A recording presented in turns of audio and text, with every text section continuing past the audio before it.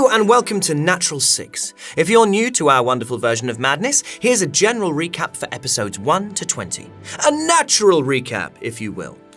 Be sure to go back and watch these episodes later though. There is so much more than what we can capture in a simple recap. Hello, I'm Aoife Wilson and I am playing Dolly de Winter, the Tiefling Bard. Hello, I'm Alex Jordan and I am playing the Kobold Rogue. Hi, I'm Doug Cockle. I'm playing Kelnis, the Dragonborn Druid. Hi, I'm Hollie, and I'm playing Indelian Rinnan, the Human Fighter. Hello, I'm Ben Starr, and I play Radian Thornbear, the Wood Elf Wizard. We began on the slopes of Mount Atria, escorting the Antiqua, high clerics of the gods of Reliquiae, on their yearly pilgrimage to the summit to parley with and give obeisance to the gods known as the Virtuous. Our heroes were recruited by the Web, an underground organisation with shady intentions and wide reach, and were to accompany Morgan, a commander within the Web, to protect the Antiqua on their pilgrimage. As the party reached the summit, it became clear that all was not well, as a pack of strange, blighted wolves attacked. Having vanquished the wolves, the party and the Antiqua continued to the peak, only to discover that the Virtuous, the gods, had been attacked and killed.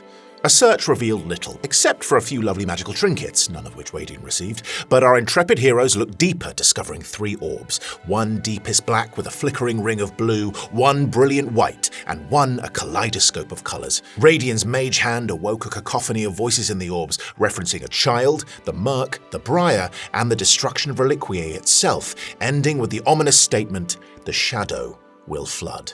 Looking out a window, I, the character not the me, pointed out a giant tree visible beyond and above the Allanite Mountains, a tree where there should be none. The party agreed to meet with Graunoth, the dwarven Antiqua, in Baroon, and began their descent through the now spreading blight across the mountain landscape, finding themselves in the grip of a landslide before escaping through sheer determination. A quizzically blighted bear was not so fortunate. Camp was made and secrets shared, including Radiant's revelation to Dolly of a whispering deck of cards on his person which would not let him rest.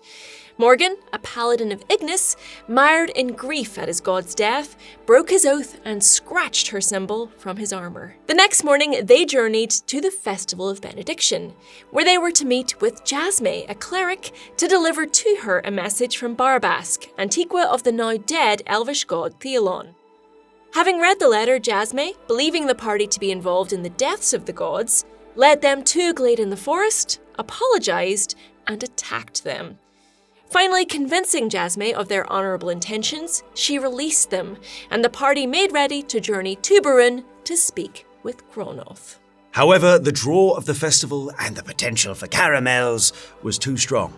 After some lovely caramel popcorn, strong wine, and a hastily abandoned carved wooden spoon-selling fiasco, we found our heroes in a tavern on the route to Baroon, where I, the character, discovered the joys of the high chair, and Radiant attempted to rid himself of his terrible whispering deck of cards. After a fitful rest, the party continued their journey only to be waylaid in the forest by a small group, later revealed to be called the Gloam, which appeared to have dark ambitions.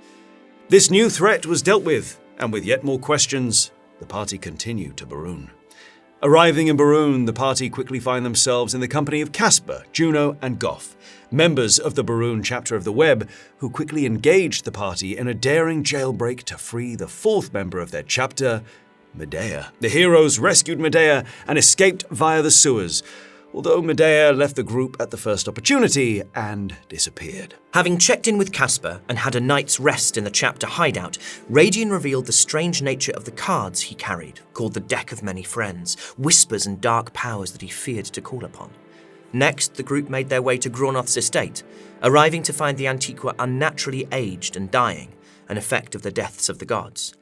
With the party gathered around his bed, Graunoth revealed the truth of the world, that mortals were first bred as soldiers in a divine war, and that the gods placed some of their own power into these mortals. As their numbers grew, they drained more and more divine power from the gods, and, realizing that the collective strength of mortality now outweighed that of the divine, the virtuous, vile, and wild agreed a truce, creating 3 separate planes of existence, Reliquiae, the Feywild, and the Shadowfell, so that mortality could never unite and destroy those that made them. The party were eager to share this news with the Council of Equals, government of Baroon, and Graunoth agreed to send them with a letter assuring the council of the truth of their words. The council now informed, our adventurers pondered their fate over a pint and a burger in a local tavern before Casper burst in, stating that the Spider Prince, leader of the web, demanded their presence. A tense meeting with the Spider Prince and his colleague the Spinner resulted in Dolly being made leader of the group and a task being set to burn down 5 homes in the name of the web. Something about bad debts, apparently. Having succeeded in setting fire to the 5 homes, the party was then witness to the assassination of the Antiqua Gronnoth inside his own estate's gates. Fearing being accused of the murder, the party fled, leaving a burning sky behind them, and made their way to Casper's hideout. There they discovered the slain bodies of Casper, Juno, and Goff, and a gloating Medea, who admitted killing Gronnoth. A fight ensued in which Dolly was turned against the party by one of Medea's spells, and Indelian returned her to her senses by slamming Dolly's head into a wooden crate. Finally, Medea was defeated, and her eyes gouged out by a furious eye. A search of the bodies revealed a set of keys and Medea's journal, which told them of a dwarf named Rashid, a member of the Council of Equals, who was being held prisoner by Medea. Having found and freed the dwarf Rashid, the party discovered that several cities in Reliquiae had fallen to the mysterious group calling themselves the Gloam, and were then tasked by High Advocate Trusk and the Council of Equals to transport supplies to Castle Grenweir in the town of Mouse, which was under siege by members of the Gloam. Agreeing to leave for Mouse in the morning, the party took advantage of the rooms, drinks, and food to be had at the Orange Tree pub, and settled in for a boozy, dance-crazed night. The next morning, nursing hangovers of epic proportions, the party gathered the supplies intended for Castle Grenweir's beleaguered protectors and took to the road towards the town of Mouse. Their journey to Mouse saw them meet many travelers escaping from the Gloam's activities and seeking shelter in Baroon. Among them, old friends and innocent victims. Several nights around the campfire, carving spoons and sharing meals, thoughts, fears, and desires, revealed more of the history of each party member, though rifts in the fragile and newly made friendships were also widened and trust weakened. Awaking on the outskirts of Mouse on the 3rd day of travel, the party made their way to a secret location identified by Indelian as a way to avoid those besieging Castle Grenweir and to enter the castle through the wine cellars to deliver the supplies that were so needed by those inside. What awaited them in these secret tunnels were, as I, the kobold, not the me, called them tricks and traps, which slowly revealed Indelian's true name as Elowyn Grenweir, youngest daughter of the noble Grenweir family, and further damaged the delicate trust within the party, particularly between Indelian and Radian. Plagued by mistrust, the party found a door to the wine cellar of Castle Grenweir, and when it opened, they were greeted by Elowyn's very surprised mother, Lesota, and favourite dog, Dutty. Lesota, in shock at Elowyn's unexpected return, prepared food while the party split up. Radian, I, and Dolly explored the castle, and Elowyn went to find her brothers and explain her long absence, while Kelnis tagged along. Having reconvened in Elowyn's now dusty room, Elowyn and Radian made amends before everyone went into the dining hall for some much-needed refreshment and a chance to make a plan of attack to break the siege. Dolly revealed that the web had allied itself to the Gloam, and that she had been commanded to deliver the supplies from Baroon to the fighters of the Gloam besieging the castle. Friendship overcame that command, and the party decided that it was time to leave the web, flies no more, and to fight for one another instead. The battle for Castle Grenweir was arduous, and many fell. Morgan, former friend and companion, was revealed to be leading the Gloam forces before he was bested by the party and the first card to be pulled from the deck of many friends.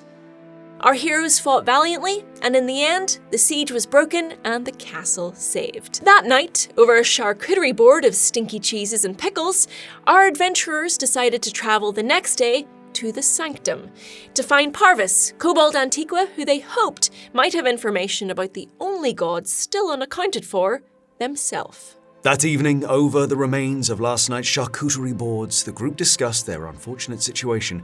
Dolly, appearing as Morgan, a cool bit of magic she can do, contacted the Spinner and reported that the siege had failed, that the Gloam had been defeated, and that Castle Grenweir still stood. It was decided that the party, now self-dubbed the Newly Dead, make for the Sanctum, home of the Dragonborn Fortis Legion and the location where Parvis, Kobold Antiqua, was believed to be. Parvus was the only one who may have information regarding themselves, the kobold deity, and the last of the virtuous to be accounted for. The next morning they set out. In the forest of Mab they encountered a docent of grace, who shared individually with several of the team certain truths. Radian in particular saw a vision in which an unknown bronze-skinned figure called him by the name Starless. Leaving the docent with new secrets for them to consider, they continued their journey to the sanctum in search of Parvus. The party stopped to camp and settled in for a night of mushroom stew and rest, but were awakened by footsteps and soon were approached by a gnome by the name of Quincy, who begged them to help her. The nearby gnomish temple had been attacked by thieves.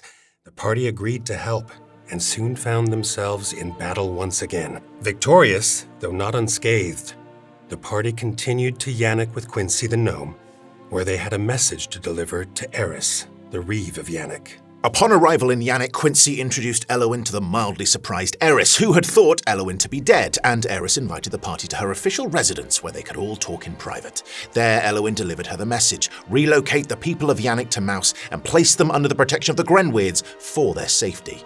The gloam was coming. Eris explained that without a vote by the whole town, which would likely be scuppered by a group calling themselves the Learned Friends, the head of which owed a large sum of money to a local gang leader, it was unlikely the vote would pass. The party agreed to seek out this leader named Iago and settle the debt, one way or another. Iago was slain, but not before Radian was rescued from permanent death by the assistance of the Deck of Many Friends, the party's second use of this strange magical item. Bruised, battered, and torn from their fight with Iago, the party returned to Eris, reeve of Yannick, to report that the debt was resolved. Eris thanked the newly dead and arranged for most, if not all of Yannick, to relocate until danger had passed. The party, after attempting to set eye up romantically with Quincy the gnome, then made their way towards Vale, still aiming for the sanctum with the hopes of speaking with Parvus. On their journey, the party ate a strange fish from a bright blue river, and were troubled by strange and unsettling dreams. Some about persons from the past, and others about fields of indescribable colour and bright blue water. Some dreamed of a great tree. Arriving in Vale, the tiefling capital, the party were met by empty streets and the presence of the Dragonborn Fortis Legion, a pseudo-military organisation. The city was in mourning for their dead god and Antiqua. While Dolly and Eowyn explored Vale, Kelnis, I, and Radian visited a local tavern. There, Kelnis introduced I to a drink called an Infernal Radical, and the two got smashed while Radian attempted to assist them. Drunk Kelnis blew their cover with the barkeep, and the party made a hasty, if somewhat messy, retreat from Vale back onto the road to the sanctum. After several hours of traveling the salt road towards the city of Seascale and the sanctum, the party encountered a marketplace where rumors were heard and 2-day-old fish were purchased. After a night in a lovely tavern, watching the mists roll in off the Seren, the inland sea, the party continued their journey, but soon were confronted by 2 members of the Fortis Legion. Diplomacy was tried, and it failed, and the 2 Dragonborn were slaughtered. One, laughing hysterically while watching his colleague being skewered and then continuing to laugh while he met the same fate. That night, the party took refuge in another tavern where they met a Dragonborn named Dolus, who told them he was AWOL from the Fortis Legion and claimed to remember Kelnis from a previous web-related action. Dolus agreed to assist the party in their effort to enter the sanctum, but for a price. That night, Kelnis was plagued again by unsettling dreams. Dreams of the past and the present and of fire. The next morning, the party set off with Dolus towards the sanctum. On their journey, Dolus told the party of the recent changes at the sanctum and, within Fathom, the lake surrounding the Legion's tower. He also mentioned a secret way into the sanctum, the Forgotten Stair, a hidden staircase at the back of the sanctum's tower, which could be accessed by members of the Legion. Arriving in Seascale, the party hooded themselves and made their way through the town. Dolly sought out her old friend Asker, who welcomed the party into her home. She informed them that a nautical map she would need to take them across Fathom to the Forgotten Stair had recently been stolen, and she suspected a strange new neighbour nearby. The party sought and found the nautical map needed, but also that they were being pursued by a shadowy figure called the Wasp, who had ties to the web.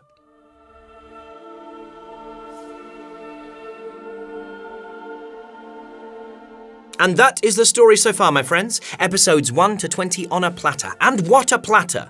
I mean, Doug thinks it needed cured meats and pickles and some stinky cheese, but there you go. But remember to watch these eps back later, because there is so much more to this story than a simple recap can do any justice to. But now you're here, and we'll see you soon for more adventures in the world of Reliquiae. D&D, baby!